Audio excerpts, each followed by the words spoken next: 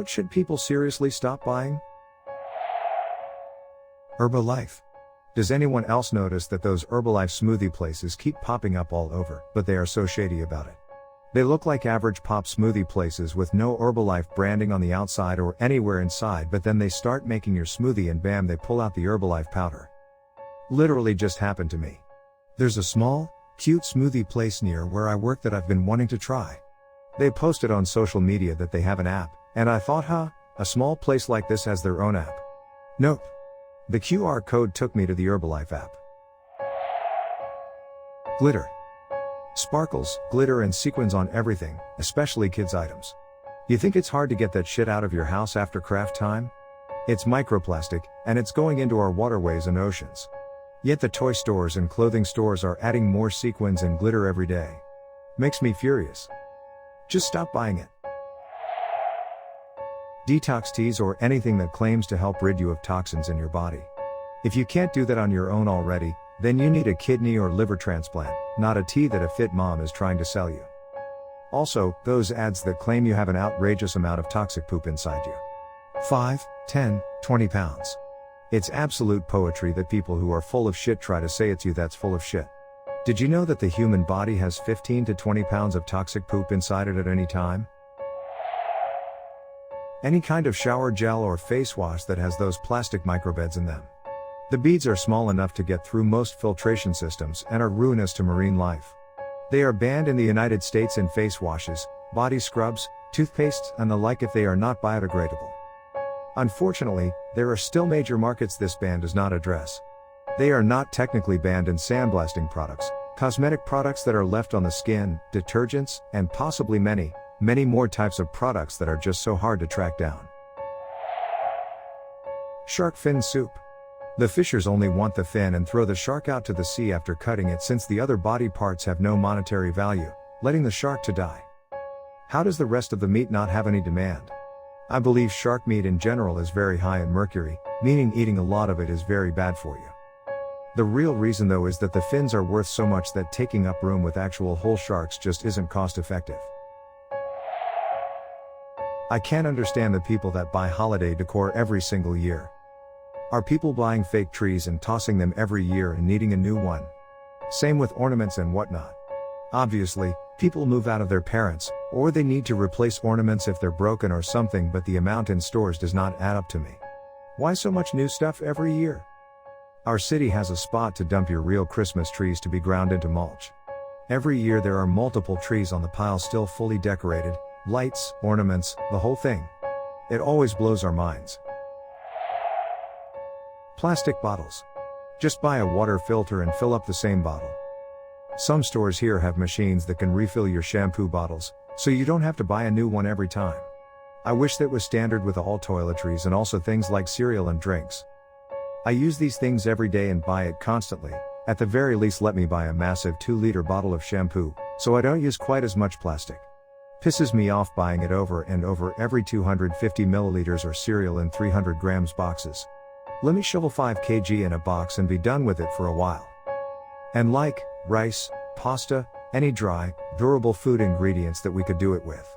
Alternatively, abolish small packaging, and this decrease plastic usage by a lot.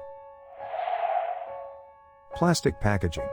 I work at a Florida-based retail clothing store, and after we unload a truck and get all the clothes ready for the sales floor, we will have 20 55-gallon plastic trash bags of plastic.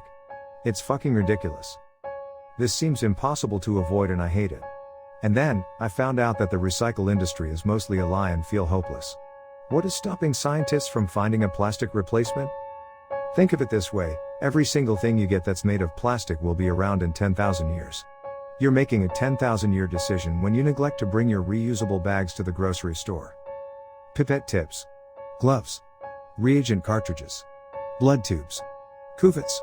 My workday is an endless succession of single-use plastic, and there is no way around it. Shit made of plastic they use once and throw away. I take issue with Japan in particular. It's a country obsessed with packaging. It seems like every other thing is wrapped in multiple layers of plastic. I once received a gift of strawberries and, I kid you not, it was encased in plastic. Each fruit was individually wrapped in clear plastic film and rested in a molded plastic tray, which in turn came in a rectangle hard plastic case. I live in Japan. It's true. Any cookie, actually. Inside the package, each cookie is individually wrapped. Sometimes they wrap two together. I still don't know why they do this, it's infuriating. Someone here told me once that it's to encourage you not to eat more than one at a time, but I don't know if that's actually why they do it. My wife went to Nara when she lived in Japan while studying abroad. Brought me back a box of cookies. Except the box of cookies was a box with a plastic tray in it that had 4 smaller boxes of cookies in them, and inside the boxes of cookies were plastic trays with individually wrapped cookies in them. Absolute insanity. I think the purpose is so that you can just put one in your kid's bag or bring one with you at work, without having to wrap it yourself or take the whole package. The problem is that they absolutely all do this, so you have no way to reward the good brands that would not do this kind of shit.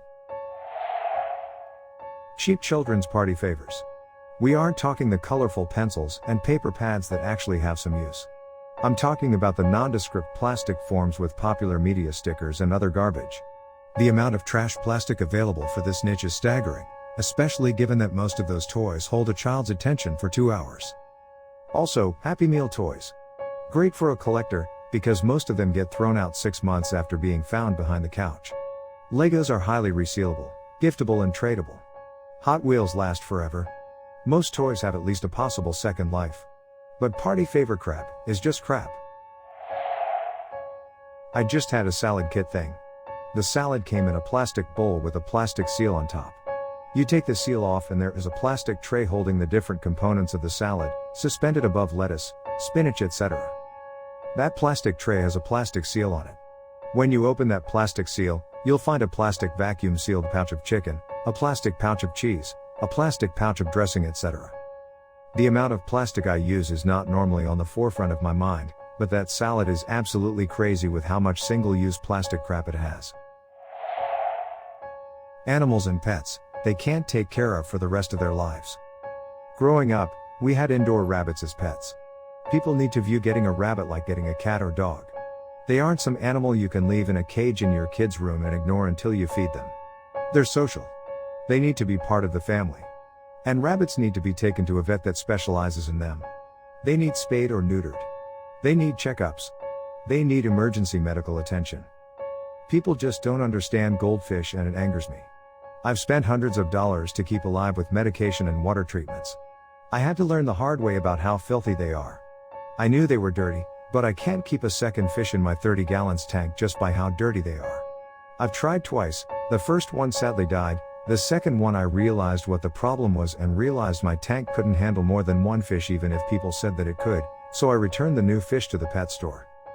Especially a parrot.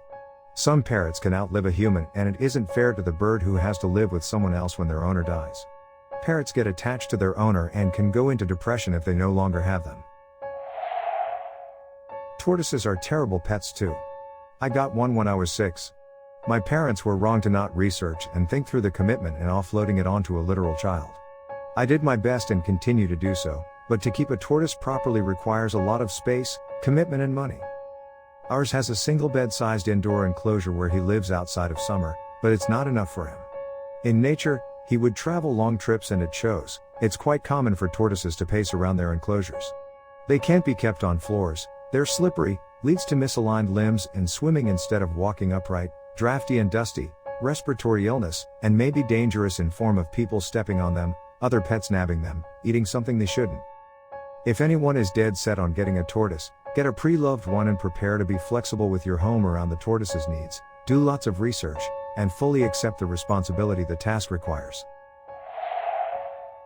Generally speaking, wild-caught animals as pets. I had to go to the pet store today to buy some supplies and was utterly horrified. Cages of wild-caught lizards, snakes, turtles, frogs and salamanders, many piled on top of each other and writhing around trying to escape. They all looked sick and stressed and were being sold at impulse buy prices. Unfortunately, none of the species I saw have a protected status in this state, and all are considered fair game. But that doesn't make this right. I can guarantee that 90% of customers in that shop have no idea how to take care of such creatures, and the remaining 10% who do know better than to support their ongoing mass collection. Unless you work for a professional conservation facility or animal rehabilitation center, please leave wild animals in the wild. Most saltwater fish if they aren't willing to put in the effort, and certain species that just can't be kept in captivity even with the effort. 90% of saltwater fish you see in the store except for most clowns, some tangs, some seahorses, and I think maybe cardinal fish are all wild caught. More than any other pet, when you take home a saltwater fish, you have purchased a piece of the environment and you should treat it with every bit of respect it deserves. Where I live, most grocery stores have water refill locations. You can buy 1, 2, 3 or 5 gallon containers and refill them for like 20 to 50 cents. Sometimes it's spring water, sometimes it's like ultra purified reverse osmosis, whatever. Usually, these water refill locations are hard to find or tucked away in some rarely traversed corner. But I don't know how common this is in other areas. Also, it might take some hunting, but most cities also have services that deliver large water containers, typically 5-gallon size. But you need a dispenser. This setup looks like the typical office water cooler. You'll often see them in places with waiting rooms/areas like banks, law offices, doctors' offices, etc. Same as other people have said, it might be worth looking into a water filtering system like Brita. I drink a lot of water, though probably less than you, and the water in my area isn't great, so I did a fair bit of research on filter systems. A lot of the pictures are annoying, because they don't hold enough, which I'm sure would also be a problem for you. I ended up with a big 27-cup water dispenser that sits in my fridge, and I top it up with a big 3-cup scoop a couple times a day. One filter is $15 and lasts 120 gallons, which is so much cheaper than bottled water, 12.5 cents/gal. It's been great for me so far, really does a good job removing the chlorine from the water, which makes it smell/taste like a pool, as you said. Not a sexy or flashy response, but no one should be buying a boiler, furnace, or water heater below 90% efficiency. The 80% efficiency equipment is ancient technology, and you are throwing your money away while also spewing more greenhouse gases. Edit, well, this did leagues better than I anticipated. Many of you have pointed out instances where the 80% is an appropriate choice, whether it be flu issues, a steam system, or you don't have the fund for the 90% upfront. On top of this, I'll clarify that these upgrades should be made at the end of the boiler's life. It will almost never make financial sense to replace a functional appliance with a more efficient one, and the greenest equipment available is the one you already have. Heat pump crew, I'm with you, but currently, with US fuel mixes and electrical costs, there are very valid arguments against them. Everyone talking about how they have a 60-year-old boiler that runs like a tank. This is some serious survivor's bias. If they all worked that well, no one would have to replace old equipment and the industry would have died except for new construction. Equally not sexy, but I've been getting into heat pump appliances lately. I got a heat pump hot water tank a year or two ago. It was a bit more expensive up front but is massively more efficient than a conventional water heater. Next up is my dryer. My current dryer is about 15 years old. Still works reasonably well but has literally one setting: make it hot. No fluff cycle, or low heat, or anything remotely fancy. It makes hot air, the end. I'll probably be replacing it in a year or two, and a ventless heat pump dryer is currently on my radar. Not only is the device itself significantly more efficient, but it will let me plug up the vent hole in my wall and thus make the general heating and cooling of my house more efficient. Any home exercise machine or equipment that requires a subscription to use. You paid $2,000 for a treadmill and then a recurring monthly fee to use it. How is this business model working? Literally, any hardware that requires a subscription is a plague. Avoid it entirely. It will offer no value, with a few exceptions like CCTV, that offer decent cloud storage. Even then, I wouldn't put video of my home into something like that. It's not just hardware. When I upgraded my computer last year, I also needed to upgrade my photo editing software. I wanted to switch to Lightroom, but it required a monthly fee. I don't edit enough pictures anymore to justify that. I was still able to get a downloadable version. So, I went with that. Subscription software makes sense for business. It's a predictable expense spread out over the course of whole year rather than hitting one particular quarter hard when it's time to upgrade. It also helps in making sure that the software is always up to date, so there is no worries about having to do upgrades to fix bugs or access new features. This also works for education environment as well for the same reasons. For casual or home users though, it makes zero sense. Much better to buy the package outright and use for several years before worrying about an upgrade. Clothes. I know I don't need any more, I have way too many as it is, and yet I keep buying more and I kind of hate myself for it. New clothes make me feel so good though. Have you tried thrifting? Less waste and way cheaper, plus you could donate them back again after you're done. Also, finding a piece that fits you and is your style is much more satisfying than picking one off a rack of identical shirts. Thrift and consignment stores are awesome. The trick is to find the ones near the better off neighborhoods. We have one consignment shop that is a charity for the Episcopalian Church in the rich neighborhood, and I can always find quality things there. I built a great wardrobe by figuring out where the ladies who lunch dump their clothes. Sometimes the things I buy still have the tags on. It's insane how wasteful people are. They'll spend $200 on a cashmere sweater that they never wore, and then I buy it for $20. I try to be gentle with my clothes, and when I get bored with them, I donate them to the thrifts. The only things I consign are nice things that I bought new. Nestlé products. Speaking of healthcare, there was a huge scandal in 1974, where Nestlé marketed the breast milk formula to mothers in underdeveloped countries. Many of the babies died because the formula was often mixed with contaminated water. They would give out enough samples that when it ran out, mothers have stopped producing milk since they didn't really breastfeed at birth. They would stop producing milk much earlier than mothers that did breastfeed. They also had saleswomen dressed as nurses to promote breastfeeding whether they were qualified or not. Cigarettes. Quit while you can, my Reddit friends.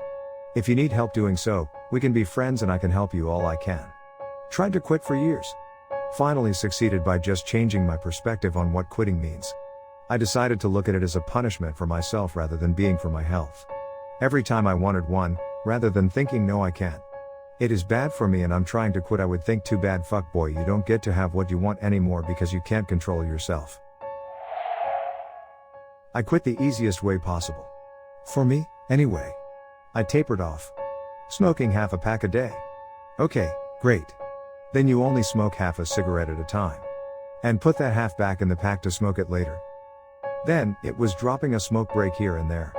By the end, I was smoking a third of a cigarette every other day. For quitting, I just forgot to smoke, when I was allowed for a few days in a row and realized at some point that I was done. That was around 13 years ago, I guess. I'm not actually sure about the exact time, because I didn't quit cold turkey with a quit date. I suspect I have some control issues.